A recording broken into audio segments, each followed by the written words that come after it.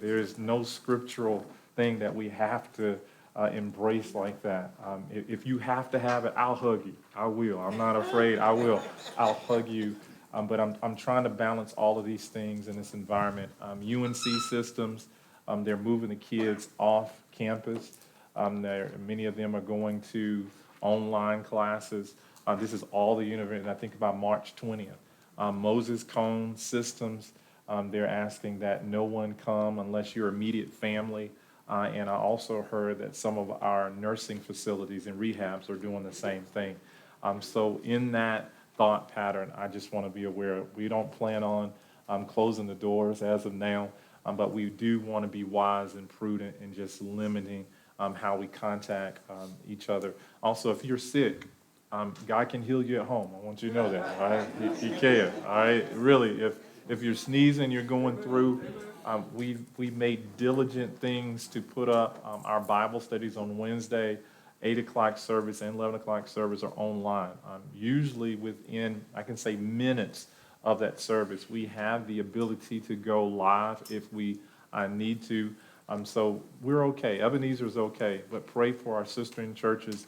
Some of them have bottom lines. They've got big budgets that need to be fulfilled. And thank you for seeing the vision many years ago of being debt-free, because we have a lot of options now. We don't have any burdens over our heads, and we're not begging people for money. So we thank God for that wisdom in these times. As pastor, I don't know. I don't know what God is up to. I know He's in charge. So I can say, just encourage those that are around you and stop looking at so much TV. Really, there's a lot of bad news, and when that happens, it just kind of rolls. Some of you have started forwarding text messages. Be careful with that, because some of those text messages are not accurate. Do the research before you forward, because everybody, when you forward it, people kind of go, oh, I guess they did their research. Some of those things, some are accurate parts, but other things are very inaccurate. So before you forward something, do your own research. Make sure you go to a reputable website. And Facebook, everything on Facebook is not correct, okay? Everything on Twitter is not correct. So please, I'm just seeing more of these things to go on. So I just want us to be on the same page. And if you have any questions or concern to me, please just talk to me, talk to our leaders. They'll get it to me, and we are making steps to make sure that we are following God's will for these days and times. As we get into our lesson tonight, a very good lesson as we think about the changing times. I found out in these changing times, you really see where your faith is. Really see where your faith lies. As we're going around, I came in and some people cough. And this is a funny season because we're in spring is sprung, stuff is blossoming, and pollen is starting to get in the air. So every time somebody coughs, y'all are like, yeah, it's like, God, why now? Why in this season? But it is. And I'm telling you, you're going to have to walk by faith.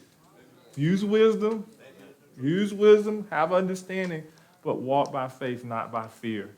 Our Bible reading that plan, Psalms 30 to 32, I hopefully read that. Good news, encouragement, very short. So some of you who got behind on Genesis or other parts, hey, take this day to catch up with those other extended scriptures. So our reading plan, Psalm 30, 32, keep it up. Martin Luther wrote this, and this is, I want you to really apply yourself. It says, this life, therefore, is not righteousness, but growth in righteousness. Not health, but healing. Not being, but becoming. Not rest, but exercise. We're not what we shall be, but we are growing toward it. The process is not yet finished, but it is going on. This is not the end, but it is the road. All does not yet gleam in glory, but all is being purified. It's about the journey. We are all growing. These times help us to grow. It increases our faith. It lets us know where we really are in our faith and our walk towards the Lord. So I'm excited. It gets nerve-wracking at times. I'm like, God, how much more? But you know what? It could be a lot worse. It could be a lot worse. So thank God for His grace and mercy and for the church in times like these. Let's jump into the book of Deuteronomy. We were in there on last time. We're going for a review of the desert years. Now, if you notice as we go through those papers that are laid out, there's going to be a lot of homework because there are a lot of review sections that we've already read, and I'll give you the denotation of where that is in Numbers and other parts of the Bible. And I told you on last time, so often when you're reading the Pentateuch, you'll say, man, I've read that, because you have. There's a lot of repeats, and that's good. Moses is doing his sermon within Deuteronomy, and he's telling it to a younger generation. And I find this striking, and I don't want to make too strong of a correlation, but notice what's happening in our world. Let's say pandemic, the things that are going on. And notice, I read an article, the top part, it said the scientists really don't understand completely why older people are being affected more by this virus, except for those secondary things that they may have. But notice, we've just come through, and we saw a whole older generation wiped out. And God kept the younger generation to take them into the promised land. So I pray this doesn't happen. Please understand that. But we have a scriptural basis to understand God does allow some things to come. Cinda prayed today that we all deserve judgment. We've all messed up. And definitely the United States deserves judgment. So we just need to pray for God's mercies and understanding. And this is what Moses is trying to teach the young people that have risen up within the camp going into the promised land. So let's jump into Deuteronomy chapter 2. Let's read verses 1 through 3. Someone read, please. Or 4. Then we turned and journeyed into the wilderness of the way of the Red Sea, as the Lord spoke to me, and we skirted Mount Seir for many days. And the Lord spoke to me, saying, you have skirted this mountain long enough. Turn northward and command the people, saying, you are about to pass through the territory of your brethren, the descendants of Esau, who live in Seir, and they will be afraid of you. Therefore, watch yourselves carefully. All right, so again, this is Moses. He's up preaching. He's doing a historical account of what they've already gone through. Again, Moses is talking about their parents. He's talking about that whole generation and those years that God had to take them through. Chapters 1 ends with the second person, you, but chapter 2 begins with the first person, we turn. Here Moses identifies with those in rebellion. This is key, and I wanted to stop just briefly here. Never segment yourself from people who deserve judgment. Moses realizes, you know what, I was close to God, but even I messed up. And so he identifies with those who have sinned. And that is the scripture. All of us have what? Sinned. All of us have sinned and fallen short. So we can never get too righteous that we start looking down on folks. Right? Just because you look good in front, all of us got some dirty ways. All of us got some things that are progressing. Remember that quote that I put forth? It's a journey. All of us have some dark ways, so we want to stay in the process. And I love Moses. He identifies with them. He says, I'm a part of this. I'm not blaming you all. I had my issues also. In his dejection, he does not remember the time it took to pass Mount Seir, but says only that it was many days. Those who were faithful identified with those who were under the judgment of God. This is true obedience and what? That's what we got to pray. Your prayers become powerful when you start to realize your issues. That they really do. I'll tell you, I grew up very kind of militaristic lifestyle because my dad was in the military, and you're supposed to do this, you're supposed to do that, and I'm not supposed to talk about my family, but I'm going to talk about them anyway. But as you get to this point in my life, I realized that a lot of that I took to my family. Okay, you're supposed to do this. And so sometimes I would get upset because people didn't do their job. And then God spoke to me one day. He said, how many times you didn't do your job? Like, come on, God, why are you messing me up? Why are you jumping on me? You know? And how often when we come to judge others, we have to realize, you know what? How many times have I done that same thing? And so that gives us an eye of grace, and compassion as we go forth. And this is what we see with that thought of obedience and humility. Someone read Deuteronomy 2:5-7, please. Do not meddle with them, for I will not give you any of their land. No, not so much as one footstep, because I have given Mount Seir to Esau as a possession. You shall buy food from them with money, that you may eat, and you shall also buy water for them with money, that you may drink. For the Lord your God has blessed you in all the work of your hands. He knows you're trudging through this great wilderness. These 40 years the Lord your God has been with you. You have lacked nothing. Isn't that good news? So as Moses is preaching, you're like, well, Pastor, isn't this all review? It is in one sense. So your homework parts that we're going to get to are ones that are the exact same thing as Numbers. But as he's preaching, we get more details of what happened in between. So literally, when you splice both of these books together, Deuteronomy and Numbers, you actually get a whole picture. So he's kind of painting a beautiful picture here, and all of it comes together. So now we're getting the details in between of what we got in Numbers. A tender picture of the Lord's graciousness is seen in the phrase, thou has what? Lack. God provided. And parallel, look at our lives. Hasn't God been good? Even on our bad days.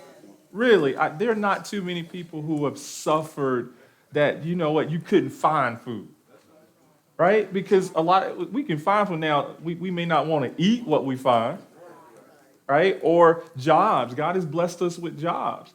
We may not want the job that he blessed us with. Right? Because some people can work. They choose not to work because they can't get a job that's in there, with their degree, or they don't want a lower paying job, and so they rather just kind of or it's pride issue. But God has provided for us. He's done exceedingly, abundantly above what we can dare ask or think. In the same respect with the children of Israel, he provided. But yet, we witness in his provision, some of them said, you know what, I don't like that bread. I'm tired of God's bread. Give us something else. Isn't that the human nature? God, I know you provide, but you know what? It's been hamburger, and we've been eating hamburger every night. Can we have steak? Look at this next part. The people who had insulted God had not trusted him lacked nothing, for the Lord had given them food, clothing, and what? What sticks out? What are you hearing at? Did you get what I just read? What sticks out? They lack nothing but what? God's grace. Why was it God's grace? He gave to the people who had insulted him. He still provided. And we all see that in our society, because I tell you, there's some straight up heathen around us. But God is still providing for them. He allows them to have clothes on their back. Because if God judged everybody who insulted him and went against, there wouldn't be many people around, would there? God is gracious. It rains on the just and the unjust. The Lord knew their path in the great wilderness, and for 40 years, he had taken care of them. This is encouragement, because even when we mess up, even when people mess up around us, God has so much grace, and he gives us so much time, and that's good news. I am so glad he just didn't kill us the first time we messed up, right? But he gives us so much time, and some of you think all the time that you were out there doing what you wanted to do, and God didn't take you out, right? I see stories of car accidents. I look at on TV sometimes the programs, and the cars like turn over, flip 3-4 times. It was this guy on the interstate the other day. I was looking at the news briefly, and he was drunk or something. He walked out in the middle of the interstate, got hit by the car, jumped back up, then almost got hit again. I'm like, how is he still alive? He deserves the judgment of God. But God has a way of giving grace and mercy and giving people another chance. And this is what God did for them in the wilderness. Even as those older people passed away, God raised up and taught the whole nation. Look at Deuteronomy 2:8-9. Someone read.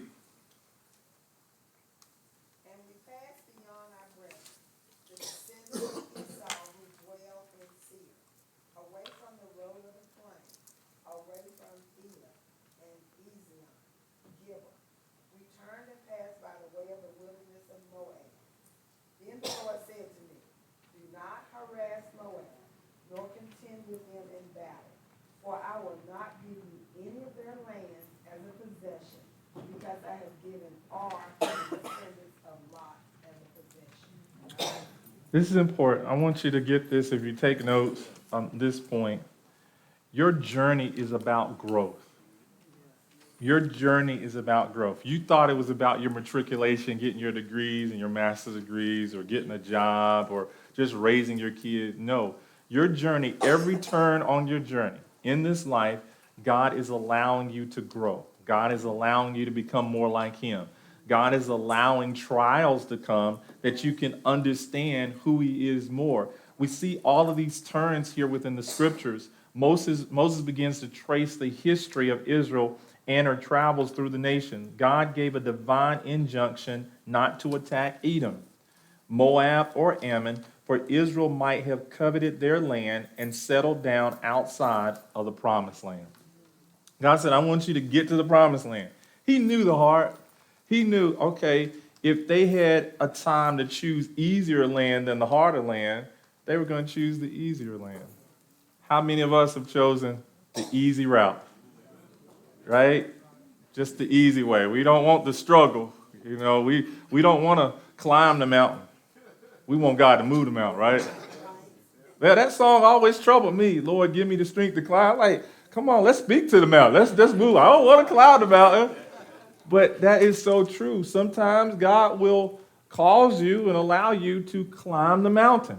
That's where we get our most growth. So God understands this as Moses is giving them. He's saying God purposely gave you this direction because He didn't want you to get outside of His will.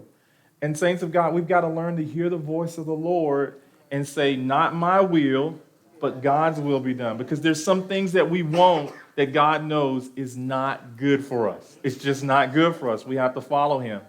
So let's look at the tribes that live near Canaan, because God is preparing them to go into the Canaan land. Also, He's preparing them to deal with, remember, there's a division that's rising up with the children of Israel. How do we balance all of these things?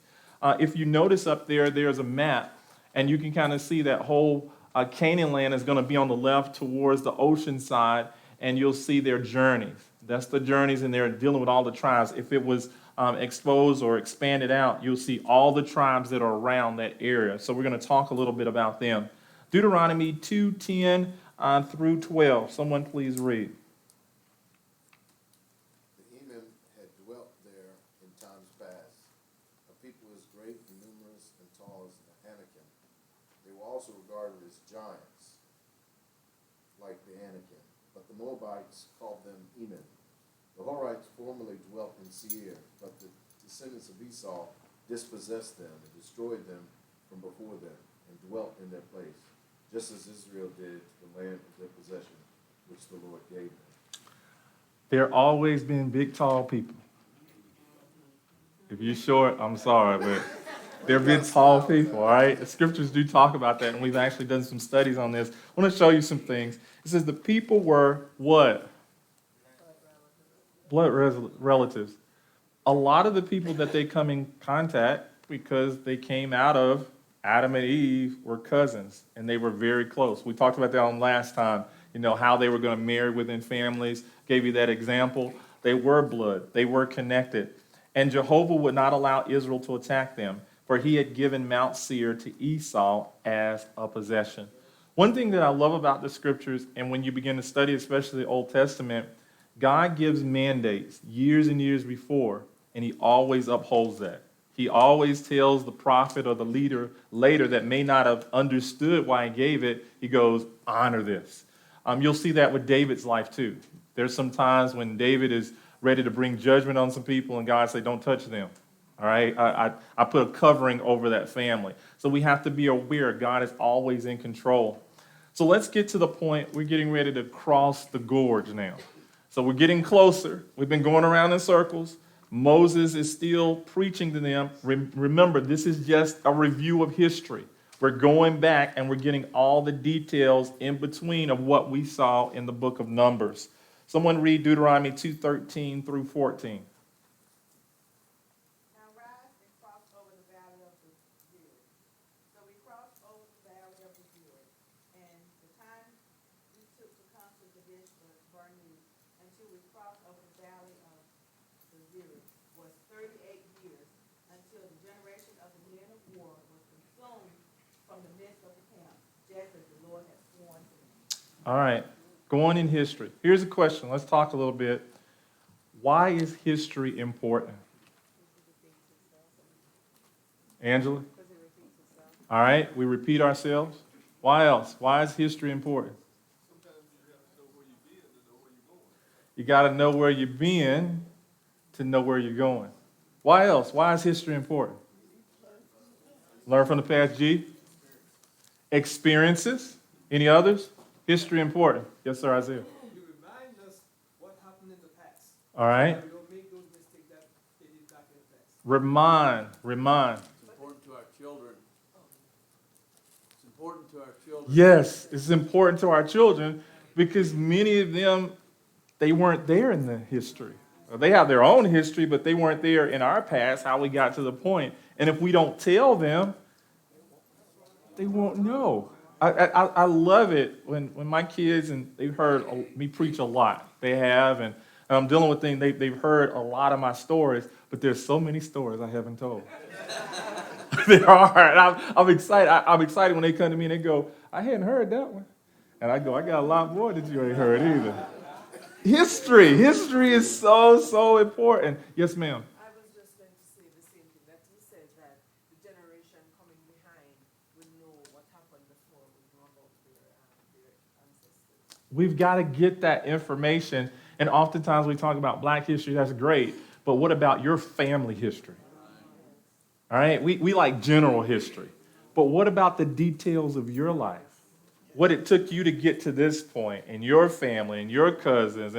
We used to be big on that. But a lot of families are fragmenting and not telling that history. And so what's happening, we're repeating our past mistakes. Stuff that we didn't have to do, we're doing it. Our forefathers, and you know this is my soapbox, they knew about being debt-free. Right? They knew, they understood, okay, we don't want to be in debt because we don't know what's going to happen. But over the years, we've got more free economy and all. It runs off of that. And so we have to be careful because there's a cycle that's coming, and we're going to have to learn too. Those of the Depression understood that. All right? They learned something valuable, but as the years go on, we forget. That's why Moses has to teach them what happened in the past over and over again. Deacon Rudd. I passed along, my wife and I passed along to our children how we came up as farm people. And we passed along, they want to know, well, when you lived in the country, then you decided to buy a house. Our children now. So why did you buy a house in the town? Why did you buy a house, another house in the country? We said because we was working in town and was supposed to do the job. But why did you choose Ebenezer so many churches? Children will ask you so many difficult questions. I said we joined Ebenezer because it was like home. I was from Ellen Grove, my wife was from Locust Grove Baptist Church, but we decided to come here. They said, why so many? What was there when you know what was so exciting? I said the restroom, the lady had the restroom outside, the men had the restroom outside. We did not have running water. We didn't have running water. It was a well out there. And I said, this church was a little small frame church. And they finally run out of action for it and said, well, how did you make it? We didn't have the air conditioning, we hushed the window. And I mean, we came here. Amen. 1970.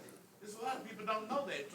So I like to talk about what you're saying, but it's true. Pastor, this is true. Pass it along.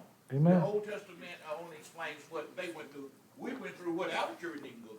Amen. History is so important, and this is what Moses is going on. Yeah. You know, some of you went through times there was no Germex. That's right. I remember our days time when we had revivals, we would eat outside. All the food. And they would bring the food. I'm telling you, they would bring potato salad, eggs, and it would be out in the heat. Because there was no refrigerator. It would sit outside with the flies. And it would be longer services. And we get out of service and we go eat that potato salad, the eggs, all that stuff that was perishable, and we live. Really. And I do, and I see, and I respect. I mean, I'm all about cleanliness and all those things. But I remember I said, we actually lived there. We lived and we survived. And this is where Moses has to go. Okay, this is our history. This is how God walked with us and taught with us. Never, ever forget. There was a hand. Brother Hampton. I was just thinking, my wife and I was talking just the other day about a lot of us today are our foreparents, what they went through, the hard times that they went through, they prayed. We're benefits of their prayers. And I would fear that if we don't do the same thing with our children, that's going to be lost for the next generation that connecting with God to pass that on. Amen. We'll stand on the prayers of the shoulders of those before us. Amen. And the good times that we're having now, we tend to think that we don't have to do that. Amen. And maybe that's why we're going through these things. To pull us back into prayer, seeking the Lord. Yes, ma'am. Speaking of history, whenever you go to the doctor, they always want to know your medical history. And if you don't have anything to tell them, if you don't know, it's like they really don't know where to start the treatment. Amen.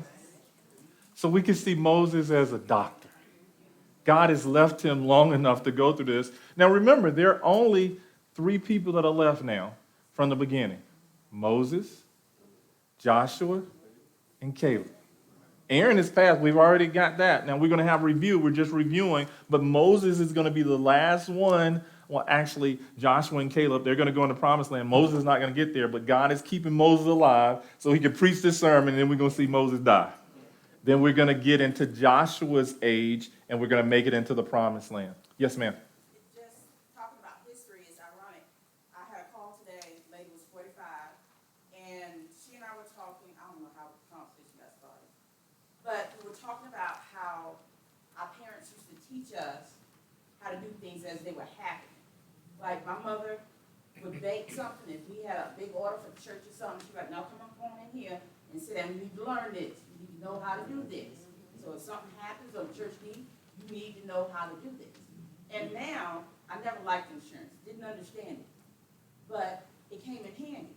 God put me in the right place at the right time because my uncle ended up with cancer. And we had a big bout with the insurance. I can teach the kids now, so when they get older, they don't have to have that struggle. Insurance is a beast. Good, good. We have to do that. Amen. And now there's so much going on and all these viruses. When we used to take that cod liver oil and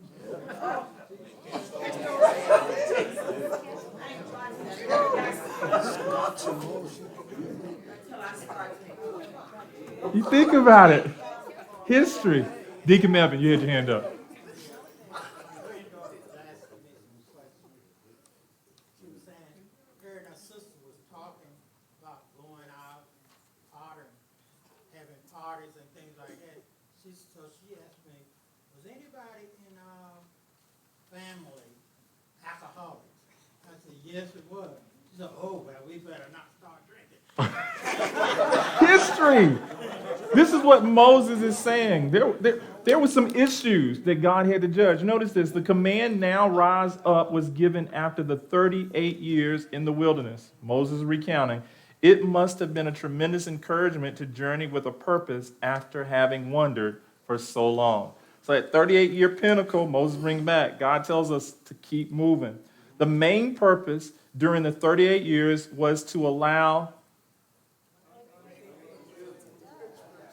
I want you to get that. It took them 38 years before they could progress into the promised land, and God had to give that time so the unfaithful could die. Now you got to ask yourself, there's another side of the scripture I want you to think about. God, why didn't you just kill them? Just why we got to wait for them to die? There's a learning process. Also, it would have been serious issues if God, because we've seen plagues come in and they had to dispose of the bodies, all of these things. So God says, I'm patient. I can wait. And he gives them full time to recognize the error of their ways. And also, hopefully, that new generation can see the judgment of God and take note and not make those same mistakes. Amen. For some, it was good news. Others, they went and did the same thing that their forefathers did. Isaiah. Yeah, I just want to say that back then, when the people messed up, when God tell Moses to step aside so I could kill these people because they of the sin, then Moses prayed for them and asked God not to do it because of the surrounding country might say, well, he bring them out in the desert and he killed them off. Right. So that's why he had them going around and going around and going around. Allowing them to drop off one by one. Look at that last part. This is described as wasted out. Wasted out. Think about the times in your life that stuff had to die, and how much time that took. Some of you should be further ahead, but because you haven't been obedient, going around. You ever feel you caught up in the cycle? Same old, doing angry at the same things. You ever felt that? Maybe we just need to wake up and say, God, help me. I'm in this cycle. I'm going through. My bird, Manice, that was her name, right? B? Yeah, whatever her bird name. What was her name? Flash. So I'm going to tell you, Manice was our goldfish. That's a whole nother story. I'll tell you about Manice one day. Flash, our bird. We bought this parakeet, beautiful bird, and I had big plans. I had big plans for this. We're going to teach the bird. I saw Nature Channel and stuff. I'm going to put the bird on my shoulder. We're going to walk around, let it fly and everything. But I don't know, time just went on. We bought a big cage for the bird. We cleaned it out and all of that. So I got to a point, it was years in, I decided that Flash is going to come out. All right, we're going to teach that bird. We're going to teach the bird how to talk, all that stuff. And I remember the day when I finally got up my nerve to let the bird out. I was like, okay, we turned off the ceiling fans. I just saw all these horrible things, it's like, just like everybody's crying, this dead bird. But anyway, I was like, cut the fans off, everything's done. And I opened up the cage, hoping the bird was gonna come out. We cool. The bird went up to the cage and pulled it back closed again. Really, I kid you not. The bird had been in the cage so long, it didn't want to come out. It was more comfortable staying in the cage and singing in the cage than being free. That's why this sermon is so powerful, because history has to go. Moses said, I don't want you to get caught up in the cage. That there is freedom. You can go to the promised land, and your moms and your dads, they didn't see this. God was setting them free, and they closed it back in on them, and they're stuck.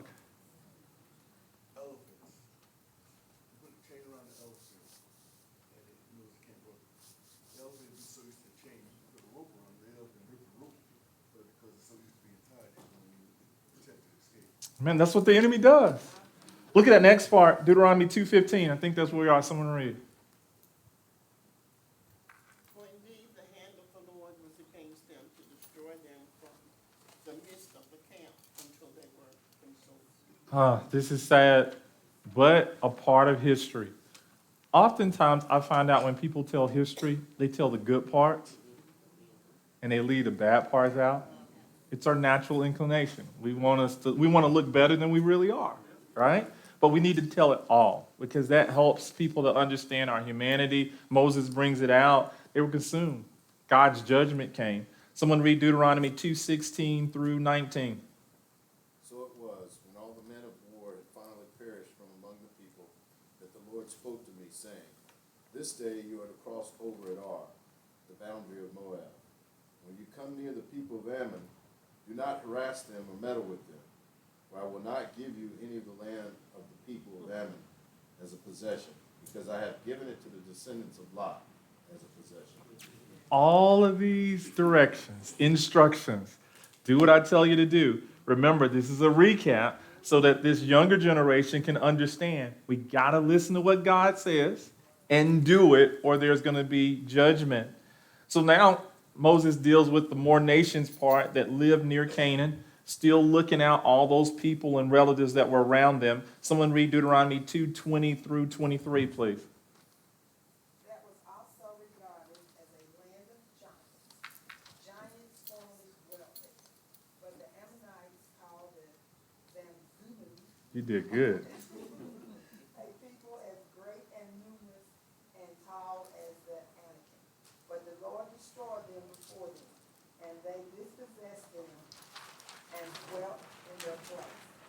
Just as he had done for the descendants of Esau, who dwelt in Seir, when he destroyed the Horites from before them.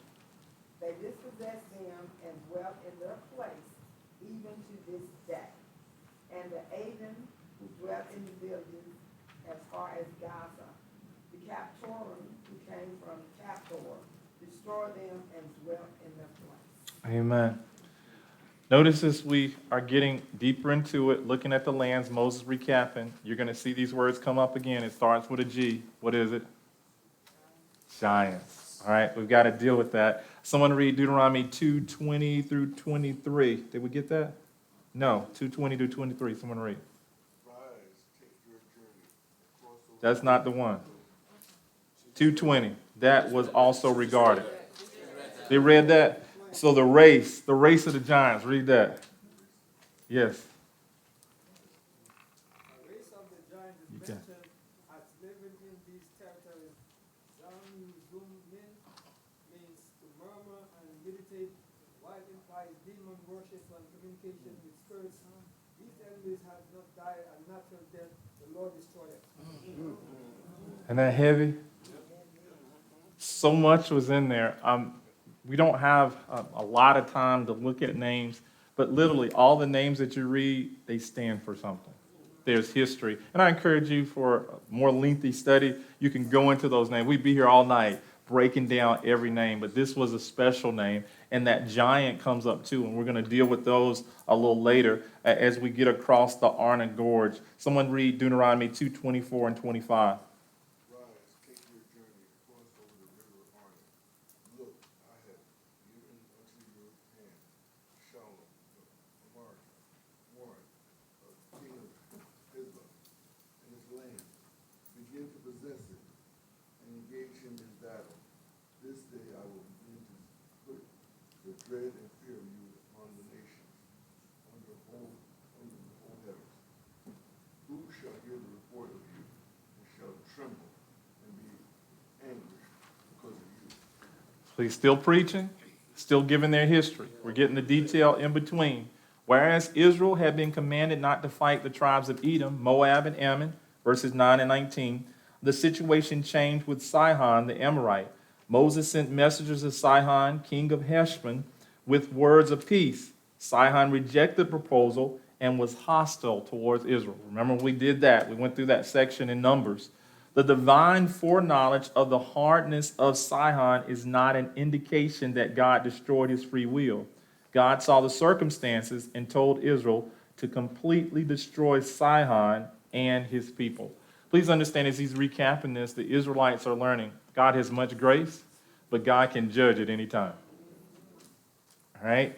I love his grace, don't you? Yes. Don't you love his mercy? Yes. But at the same time, God can say, he can be very swift and bring judgment. And it's just by grace that we're still here today. But God is still a God of judgment. Look at that. The campaign against Sihon began when God had said, I began to put the dread of thee and the fear of thee upon the nations.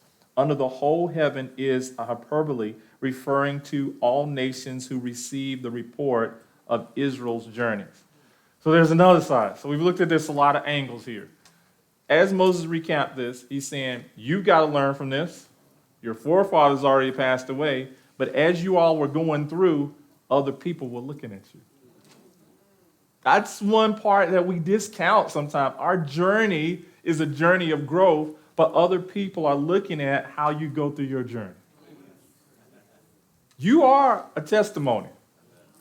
A good testimony or a bad testimony.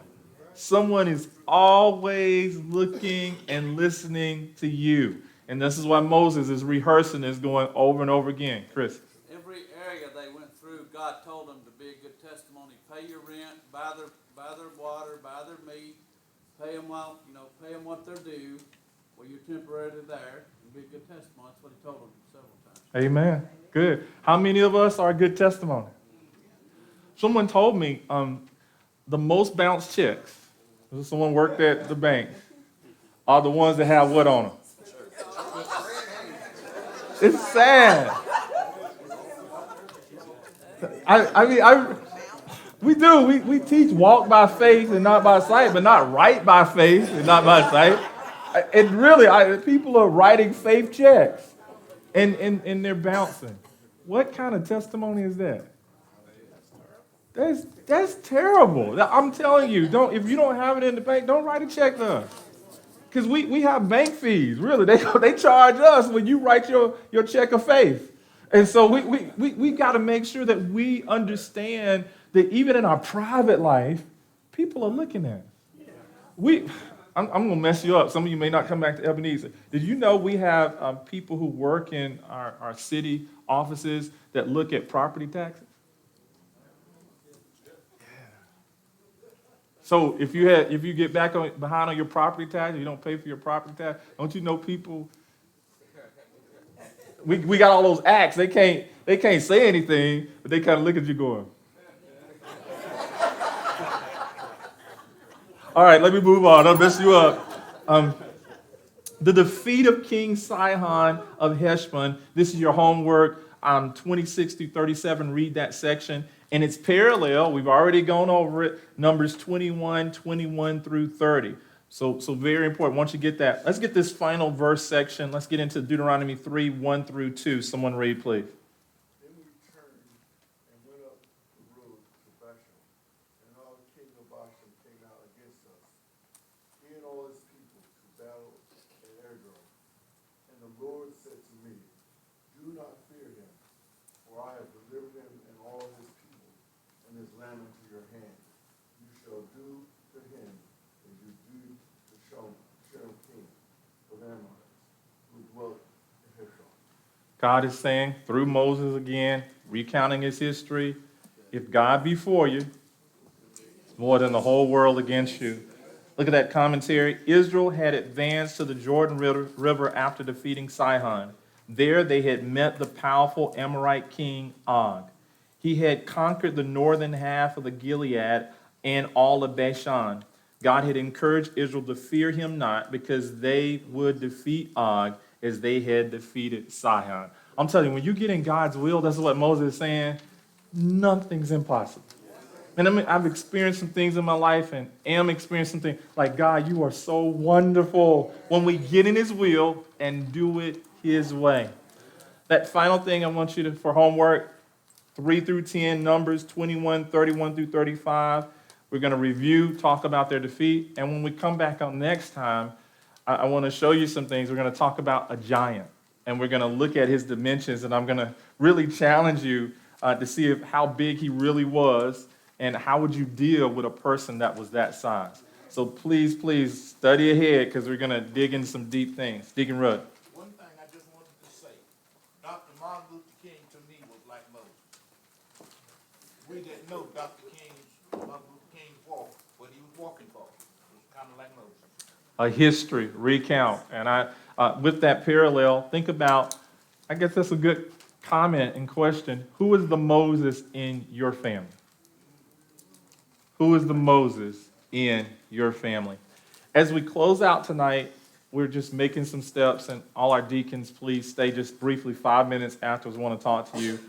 With everything that's going on in our society, Greensboro, UNC systems changing, sending people home. March 20, I think they're making a transition to online. You've got our Moses Cone, our healthcare systems. They're asking that you not visit unless you're blood related. Also, nursing facilities are starting doing some things. We've got to be at the forefront of that also here at Ebenezer. So some of the things that we're just trying to do, limiting hand contact. I know most of y'all, all of y'all are below 50 years of age, right? All right, but I do. And please understand, for me, it's not a fear. I just want to be wise. I have 2 years in cycling have gotten flu here at Ebenezer. Some of y'all gave me the flu. I understand that. And I've had to make some decisions in my life to just take care of myself. And so please don't be offended if people do like that, or arm hit or fist pump. Don't. It's just a season. There's no scriptural reason that we have to shake hands or anything like that. Please, God is not going to knock you down or whatever. Just respect others. And again, if you are sick, please stay home. God can touch you. He'll touch it right there in your house. I promise you. We've got Ebenezer online. So you can keep in touch, you can stay. If you got to get your money, you know what? Mailman still stops by here at Ebenezer. He'll put it in the mailbox, all of that. And we're not hurting, okay? Ebenezer is not hurting. God has blessed us. So we're just going to be doing some things. So tonight, as we close out, we're going to ask you to come to your feet, but just stay at your seats. We're not going to make a circle or anything like that because we're just trying to make some decisions so that we can be wise as we go forth. I don't know what next week holds. I don't know what next month holds, but I do know our city. There's a lot of fear, and I don't want to be an instrument of that fear, but I do want to give people some comfort that are kind of going through and stressing out. I've had some older people give me some information, and I'm like, okay, I recognize that, so I want them to feel comfortable, too, to be able to come to the fellowship. Amen? So come on to your feet. So as you're at your seats, what prayer request do you have tonight?